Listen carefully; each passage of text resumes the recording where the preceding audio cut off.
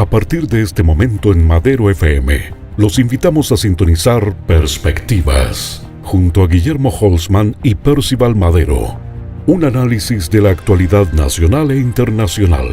Perspectivas, a esta hora en Madero FM. Bienvenidos.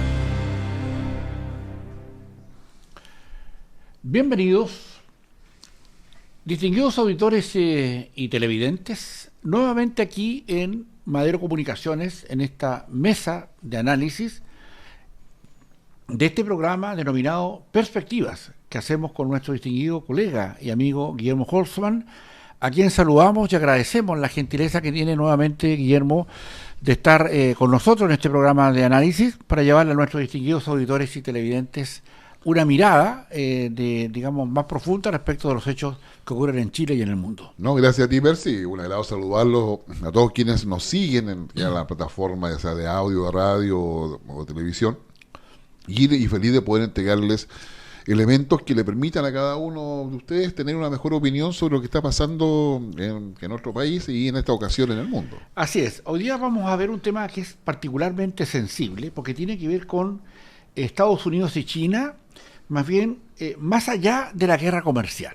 Esto que está pasando, Guillermo, de esta guerra que se han declarado estas grandes potencias de producción mundial, que ya lo hemos analizado en otras perspectivas anteriores, cada vez va mostrando facetas o va mostrando, digamos, circunstancias que son más difíciles de digerir por cuanto cada vez como que se profundiza una amenaza que raya más allá de lo comercial otros aspectos que incluso hoy día ya están considerando aspectos militares.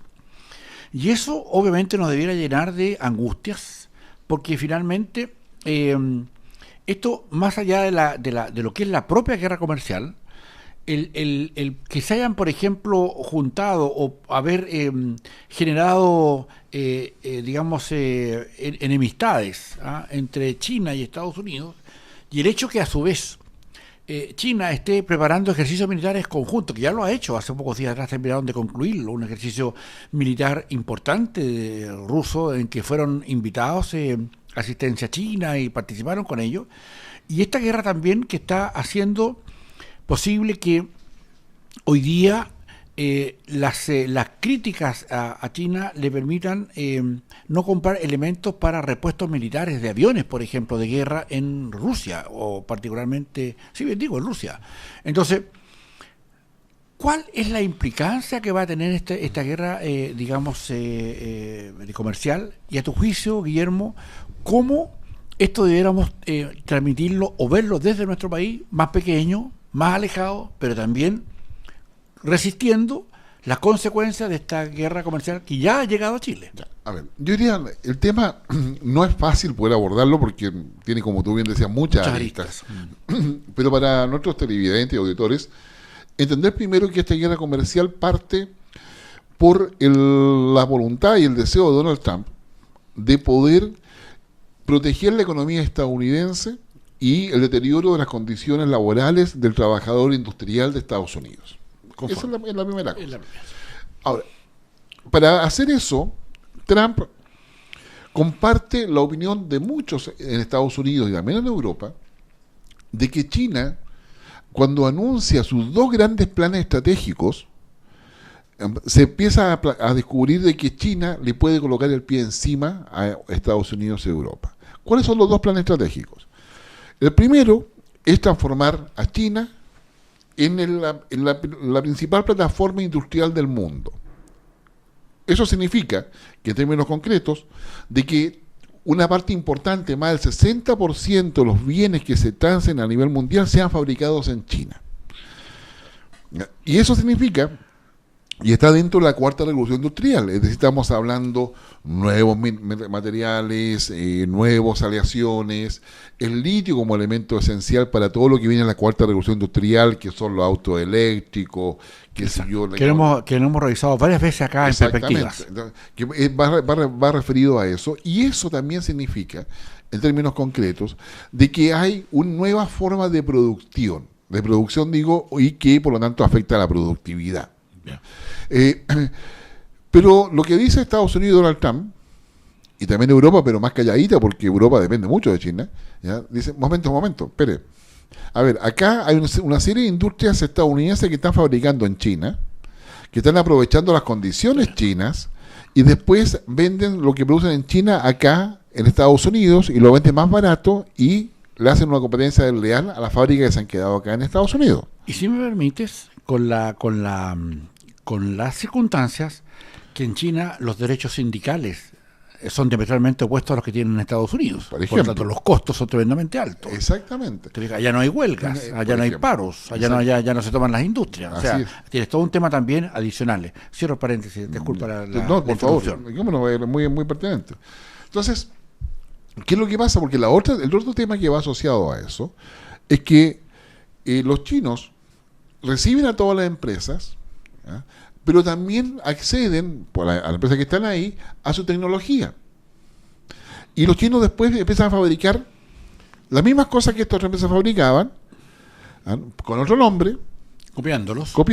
Si ustedes se fijan, por ejemplo, y casi en mucha parte de Chile hay una serie de marcas chinas. En Chile hay más de 200 marcas de auto, por si acaso. Sí. Hay muchas marcas chinas que se parecen horriblemente a un Mercedes, se parecen horriblemente, claro, a un Audi, a los autos que uno más conoce.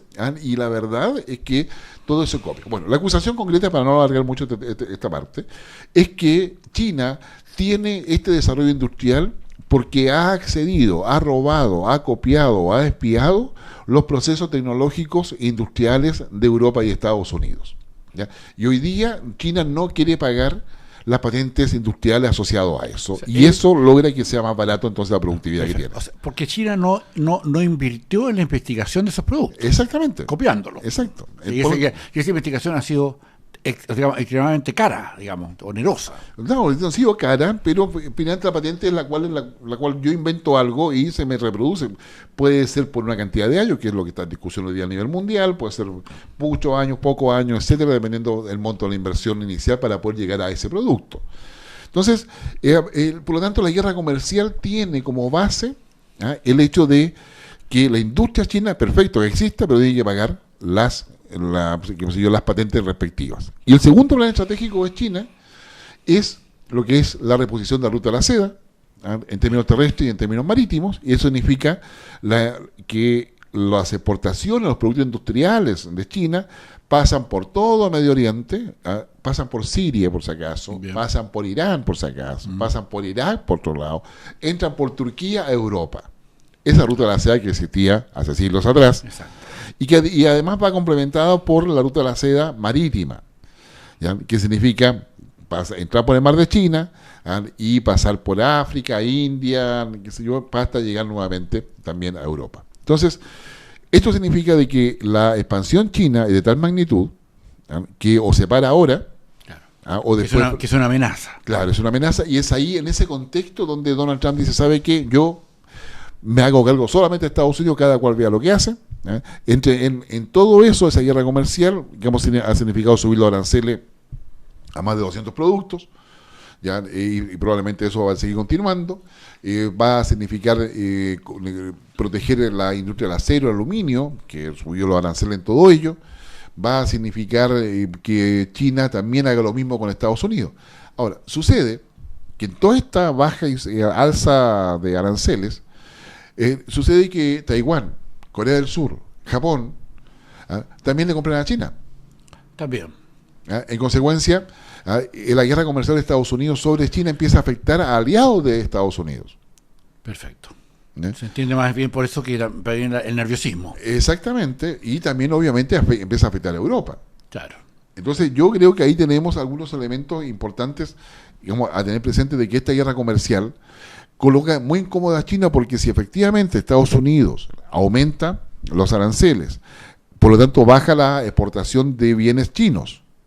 Al bajar la exportación de bienes chinos al resto del mundo, requiere menos insumos. Al requerir menos insumos, en términos particulares a Chile, significa que compra menos cobre. Como compra menos cobre, el precio baja porque hay más oferta que demanda. Dado que China no está demandando lo que normalmente hacía. Entonces, significa en la práctica de que China tiene que buscar sus propios medios para poder mantener la venta de sus productos sin Estados Unidos, y Estados Unidos, a su vez, en esta guerra comercial, le empieza a pedir a sus aliados que también le pongan aranceles a China. Claro. Entonces, si China no logra consolidar la plataforma industrial que ofrecen ni la ruta de la seda, la posibilidad de que China domine, digamos, efectivamente el mercado mundial los próximos 20 años disminuye considerablemente. En virtud de eso, y dado el comportamiento de Donald Trump, vienen los ejercicios militares entre China y Rusia, cosa muy inusual, y de hecho muchos analistas estratégicos decían que eso no iba a pasar porque la tendencia natural de Rusia está con Occidente, no con Asia. ¿Ya? Entonces, el hecho de que Rusia haya realizado unos ejercicios militares y haya invitado a no pocos chinos a estar presentes en situaciones importantes dentro del ejercicio, estamos hablando de mando y control, estamos hablando de sistema de armas, estamos hablando de una serie de cosas, en definitiva, significa que hay una situación que ya coloca más incertidumbre a nivel mundial, porque lo que sabemos es que una guerra comercial puede derivar en un enfrentamiento militar. Sobre todo porque, y esto es importante, porque a China no la hemos tenido participando en ninguna de las grandes guerras mundiales. No, pues. Ha estado lejana. Por lo tanto, el hecho que esté Rusia invitándolo, Rusia tiene su experiencia, ya los mandos militares y los estados mayores de Rusia conocen de las guerras que ya han vivido, la primera y la segunda, particularmente, y invitarlos más bien tiene que ver en toda la generación de esta manera, de todas estas estrategias de guerra. China las conoce de los países que eventualmente participaron en ella, entonces también tiene que ver con una, digamos, con un téngase presente que hace China respecto a que estamos en condiciones de defender nuestro producto, nuestro comercio, incluso considerada la vía militar. Entonces, eso es un tema extremadamente delicado, Guillermo, porque en el fondo amenaza todo el contexto, sobre todo, particularmente porque China se ha limpiado el camino, ya lo ha hecho con Corea del Norte, y hemos visto cómo ha presionado para que exista un programa de desnuclearización, y por otra parte está el cómo, China se empieza a limpiar camino más allá, porque él tiene una potencia dada por sus 1.300, 1.400 millones de personas que son, y con fuerte incidencia. América Latina hoy día, una gran cantidad de sus commodities, de sus materias primas, ya están comprometidas con China. El litio del cual tú hablabas recién, imagínate, o sea, para nosotros es muy importante. Entonces, esta guerra comercial obviamente genera yo diría, una angustia o una preocupación, tal vez, o sea, para ser más justa, la preocupación en qué debiera hacer Estados Unidos en los países occidentales, más todavía cuando Estados Unidos ha seguido perdiendo influencia de amigos que los tenía antes en el digamos, en el G11, el G12, o ¿te fijas? Con Europa, con Alemania, con Inglaterra, con Italia, con la OTAN en definitiva, con Canadá, etcétera, y con Sudamérica. Es decir, acá la importancia y la influencia de China, hoy día, si tú la miras, la que había hace 20 años atrás, o 10 años atrás, y la que hay hoy día, la influencia de China está marcadamente hecha porque los productos que son exportados como materias primas desde Chile apuntan justamente a tener una prerrogativa que hace de China una potencia con mirada de futuro bastante más interesante que la que fue en antaño. Exactamente, y eso en la práctica coloca a nuestros países en una situación bastante debilitada en torno a lo que busca Estados Unidos, ¿no? Y respecto a cómo va a ser nuestro desarrollo futuro. Nuestros países no tienen industria. Para tener industria hay know-how, y ese know-how lo tiene China. ¿China estaría dispuesta a compartirlo con nosotros? ¿O nos queda solamente con los recursos naturales? Claro. ¿Quiere solamente el litio o va a ser que el litio, por ejemplo, que las baterías de litio se hagan acá o que produzcamos parte de los modelos de sus autos, por ejemplo? Y eso son negociaciones. Industrialización. Exactamente, eso son negociaciones políticas. Claro. Y es ahí donde los liderazgos políticos son fundamentales. La guerra comercial que hoy día se plantea coloca a todo el mundo muy nervioso porque no se sabe cómo puede reaccionar Donald Trump. El punto hoy día, y el punto yo creo que está el foco de las potencias en general y los analistas en particular, está en lo que pasa con Donald Trump en el mes de noviembre en las elecciones de medio tiempo. Exacto. Si efectivamente se dan hoy día los resultados o los pronósticos que tienen las encuestas, el Partido Demócrata estaría ganando al menos la Cámara de Representantes, y eventualmente ganaría también el Senado. Si eso sucede. Si eso sucede, ¿mantendría las mayorías Donald Trump en el Congreso? No, el Partido Demócrata. Perdón. El Partido Demócrata Perfecto, o sea, podría tener oposición en el Congreso. Exactamente, y con eso la probabilidad de que Donald Trump sea reelecto disminuye. No desaparece, pero disminuye. Y si al revés gana Donald Trump, al menos una de las cámaras, y particularmente el Senado, que es la más importante, la posibilidad de Donald Trump de ser reelecto aumenta. Y si eso es así, yo diría se da el fenómeno de la irreversibilidad de las decisiones de Donald Trump. Y la guerra comercial pasa a ser ya un tema mucho más complejo, porque quiere decir que Donald Trump puede tener 4 años más mandando a Estados Unidos y el mundo no va a resistir y va a tener que hacer algo con Estados Unidos. O sea, Donald Trump hoy día, en lo que ha sido el inicio, ¿no es cierto?, hace algunas semanas de la Asamblea de Naciones Unidas, en la práctica lo que hizo fue colocarle un palmazo al multilateralismo. Digamos, defender el proteccionismo y establecer una posición que va contra todo lo que es solidaridad, negociación, compromiso, consenso y cooperación a nivel mundial. Claro. Entonces, yo diría, el tema de esta guerra comercial está apuntando en que, en definitiva, tenemos alguna cosa que es de locura, si tú lo ves con la perspectiva del siglo XX, de que el adalid del capitalismo es China. Claro. Claro, exacto.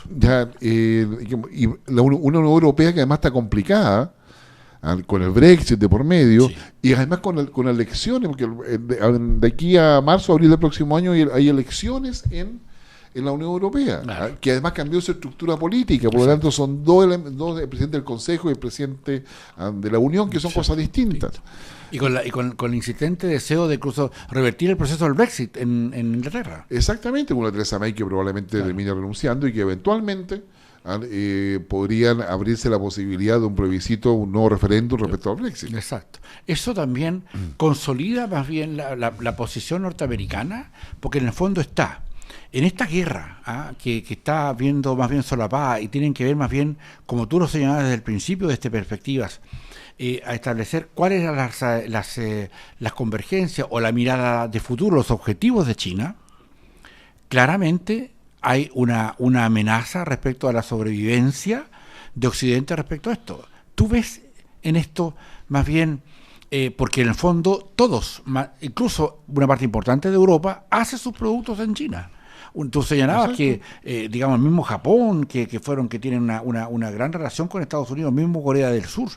Entonces, hay ahí un tema en que nos está comiendo por los pies, donde nos están dando facilidades para hacer productos con bajos costos en China, porque claro, reiteramos, no tienen leyes sociales que defiendan a los trabajadores chinos, eso es una realidad. Es un capitalismo muy especial que alguna vez lo hemos conversado nosotros aquí en nuestras perspectivas. Entonces, este capitalismo especial, este neoliberalismo con que China enfrenta sus políticas comerciales internas, ha hecho también crecer una enormidad a ese país, y hoy día vemos cómo ese mismo concepto amenaza la propia existencia de países tan poderosos como Estados Unidos, y en esto viene una reflexión, Guillermo. ¿Hasta dónde van a ser importantes el tema de la guerra tecnológica en esto, de la ciberseguridad, que alguna vez también tocamos acá en nuestro programa? Porque esta guerra va a alcanzar esos niveles. Así es. Ya no van a haber cañones, ya probablemente ya no van a haber miras telescópicas, hoy día van a haber aplicaciones para poder desmantelar las ubicaciones o los puntos de fuerza de China. En toda esta entelequia, la guerra comercial chino-norteamericana o al revés, ¿en qué va a terminar, a tu juicio? Yo creo que esta guerra finalmente va a dar paso a un nuevo orden mundial, o sea, es decir, en términos de cómo va a quedar el equilibrio de poder. No deja de ser notable, por eso te digo yo que la posibilidad de que Donald Trump sea reelecto o no va a marcar el futuro de lo que va a pasar con lo que está haciendo hoy día. Y el futuro de Occidente. De Occidente, o sea, cuando Donald Trump asume, se retira del Acuerdo de París, que es el acuerdo del cambio climático. Claro, medio ambiente. ¿Ya? Luego se retira digamos, del TPP, que iba a firmar cuando estaba Chile incluido, qué sé yo, y que iba a ser la contraparte de la otra asociación que estaba creando China. ¿Ya? Luego deshace los tratados de libre comercio con Canadá y con México. lo vuelve a renegociar.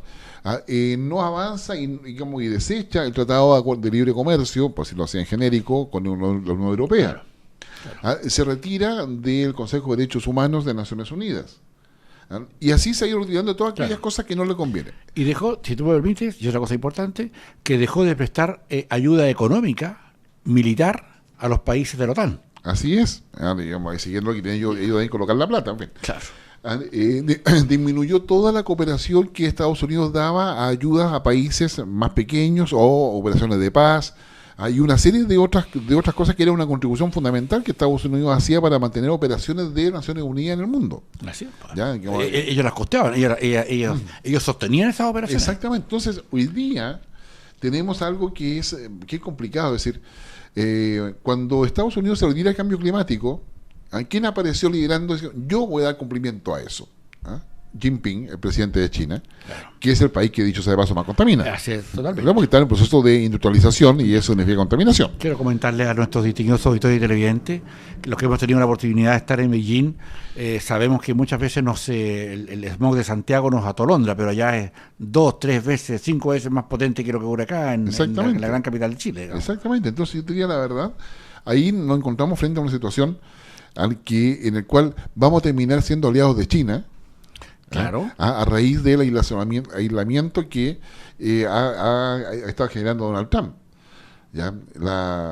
Si tú ves el discurso de Donald Trump cuando empieza en Naciones Unidas, cuando inaugura Naciones Unidas, sí. O sea, yo he hecho más por Estados Unidos en los últimos 2 años que en toda su historia. Claro.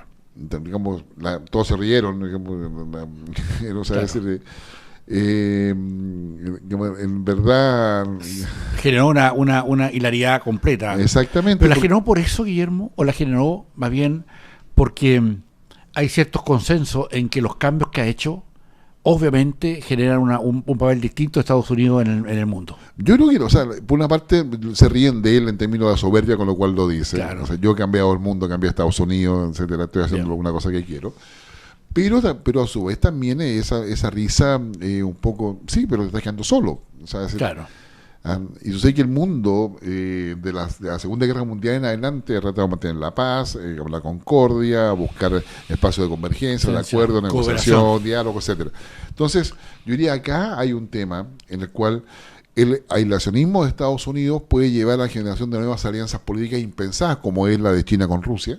Claro, que ya está ocurriendo, de hecho. Exactamente, que es impensado, si Rusia siempre se ha jugado por Occidente. Claro. O sea, si la raíz rusa, qué sé yo, y su Estado independiente asociado es occidental, no es China, claro, no es asiática. Claro. Entonces, pero a su vez también hoy día vemos que esta guerra comercial empieza a afectar a los propios socios importantes en el Océano Pacífico, claro, de Estados Unidos, como el caso de Taiwán, Corea del Sur, Japón, que están viendo que esos aranceles le están encareciendo los bienes a Japón, Taiwán y Corea del Sur, que no se lo compran a China. Y porque los propios japoneses han invertido en industria en China. Claro. Entonces, yo diría, hay acá una situación en la cual efectivamente Donald Trump logra tener números azules o positivos en su economía, en lo que son sus objetivos. No logra en todo, pero en la gran mayoría sí, al menos logra que ese modelo industrial que quiere proteger, hoy día efectivamente está más protegido. Bien. Pero no está logrando hacerlo de una manera en la cual eso sea aplaudido por el resto del mundo.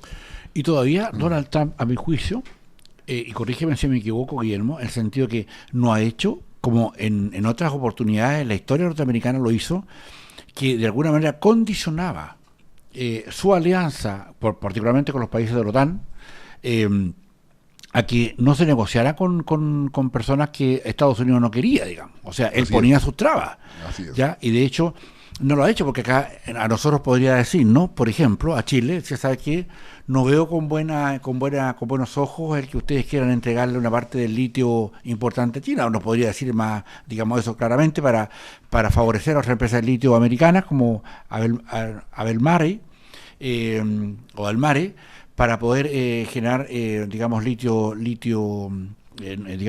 chileno.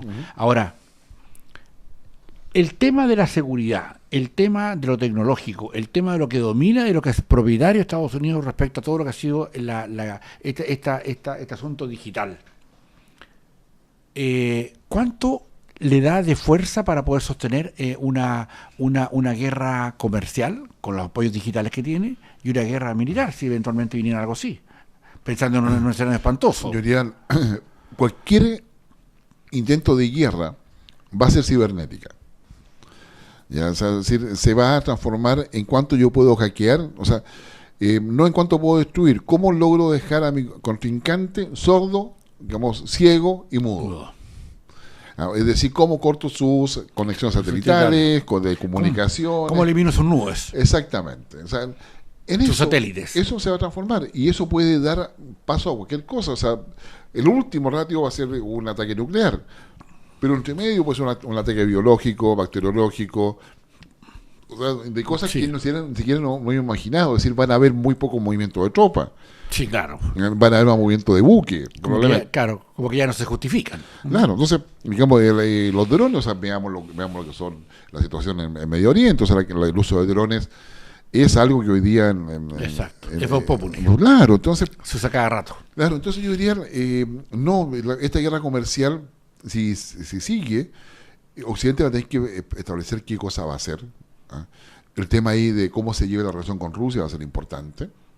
Cómo China no se mete en nada, pero sigue avanzando. Sí, claro. Y muchos países dependemos que los demás se desgasten, nosotros no. Digamos. Exactamente. China tiene una capacidad militar importante, satelital importante. Entonces, yo diría la verdad, si no hay una solución con Estados Unidos sobre la mesa, la probabilidad de que este conflicto termine un nuevo orden con violencia o sin violencia, que escale va a ser bastante probable. Qué interesante lo que hemos conversado hoy día, mi distinguido Guillermo. Le hemos llevado a nuestros distinguidos auditores y televidentes una mirada muy interesante de lo que es el conflicto chino. Hemos tocado todos los aspectos que están involucrados acá. Hemos hecho también, por lo menos hablo por mí, en el sentido de que hemos traído acá a la mesa lo que están indicando otros colegas nuestros, otros cientistas políticos que están haciendo también sus opiniones en el resto del mundo. Así es que un placer de haber tenido nuevamente en nuestra mesa acá de Madero Comunicación y particularmente en nuestro programa Perspectiva en otra oportunidad. Y te agradecemos tu participación y te dejamos los últimos segundos de nuestros digamos, espacios para que te puedas despedir de nuestros auditores y televidentes. Muchas gracias, Percival. Un agrado poder compartir ideas, pensamientos, que puedan cooperarle aquí, ustedes que están escuchando, viendo, tengan una mejor opinión o más completa, ya sea que estén de acuerdo con uno o no lo estén, pero que en definitiva sí compartamos el hecho de que preocuparnos por lo que pasa en el mundo también significa preocuparse por lo que nos pasa en nuestro país y nos pasa a nosotros. Así que estén muy bien. Muchas gracias por todo, Percy. Gracias a ustedes. Bueno, y un placer poder saludarlos e invitarlos a nuestro próximo programa en Perspectivas, que va todos los días jueves después de nuestro noticiero central del mediodía. Distinguidos auditores y televidentes, muchas gracias por seguirnos y hasta una nueva oportunidad. Aquí concluye Perspectivas con Guillermo Holzman y Percival Madero. El análisis y la actualidad nacional e internacional. Perspectivas en La Fuerza del Norte.